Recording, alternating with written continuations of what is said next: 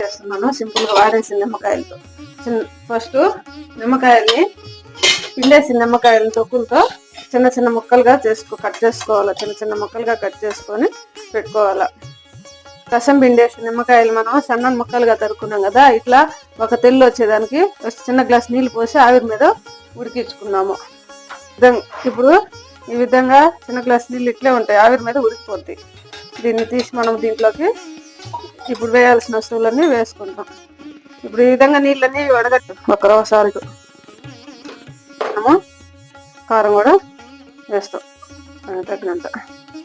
ఇప్పుడు దీన్ని మనము కలిపి పెట్టుకొని ఒక 1/2 అవర్ పక్కన పెట్టేసుకోవాలి. ఈ లోపల మనము ఇది చల్లారే లోపల మనము పోపు రెడీ చేసుకోవాలి. దీనికి బాగుంటుంది. చిక్కడు పసుపు పొడి ఇదంతా తీసి వరకలో వేసుకోవాలి. నిమ్మకాయ పచ్చడి